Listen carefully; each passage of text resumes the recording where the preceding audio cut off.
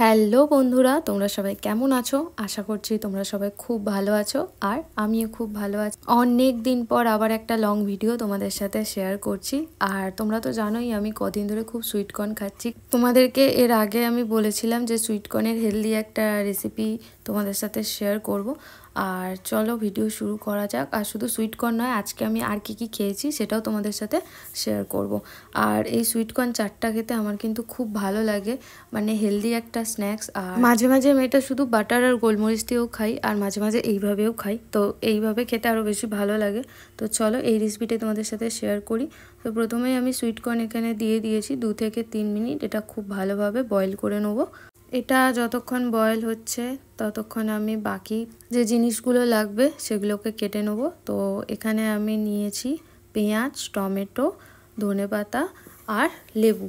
তো প্রথমে টমেটো আর পেঁয়াজটা একদম কুচি কুচি করে কেটে নিতে হবে।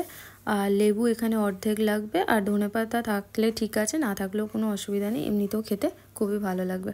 তো দেখো আমি এখানে সব কিছু কেটে নিয়েছি, আর ওখানে সুইটকর্নও পুরো সেদ্ধ হয়ে গেছে। তো এবার এতে দিয়ে দেবো টমেটো, পেঁয়াজ, তারপরে দেবো বিট নুন। আর এতে কিন্তু চাট মশলাটা দিতেই হবে, চাট মশলাটা দিলে খেতে আরও বেশি ভালো লাগবে। আর তারপর দেবো ধনেপাতা আর সামান্য গোলমরিচ গুঁড়ো। তোমরা চাইলে এতে কাঁচা লঙ্কাও দিতে পারো, আমি আর কাঁচা লঙ্কা দিইনি, এইভাবেই খেতে আমার বেশ ভালো লাগে। তো তোমরাও একদিন ট্রাই করে দেখতে পারো, আশা করছি তোমাদের খুবই ভালো লাগবে।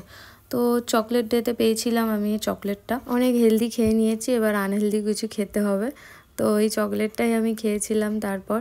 আর এটা ছিল ডার্ক চকলেট। এই চকলেটটা আমার খেতে খুব ভালো লাগে, এর আগেও 2-3 বার খেয়েছি, আর অনেক দিন পরই এটা খেলাম, আর খেতে এটা খুবই ভালো।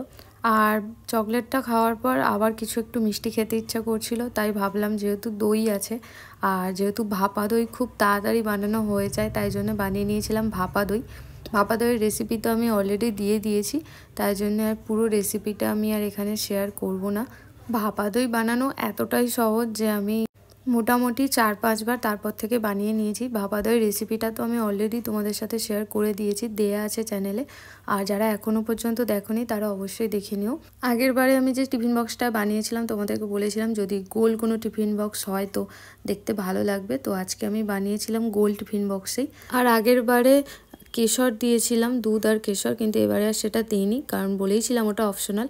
তো দেখো গোল টিফিন বক্সেই বানিয়েছিলাম, আর দেখতে কতটা সুন্দর হয়েছে। তোমাদের দেখতে কেমন লাগছে এটা অবশ্যই কমেন্ট করে জানিও। আর এই ছিল আমার সারাদিনের খাবার। আর ভিডিওটা তোমাদের কেমন লাগলো সেটাও কমেন্ট করে জানিও। ভালো লাগলে লাইক, কমেন্ট আর শেয়ার করে দিও। সবাই ভালো থেকো, সুস্থ থেকো, আরও খেতে থাকো। দেখা হচ্ছে তোমাদের সাথে নেক্সট ভিডিওতে। টাটা।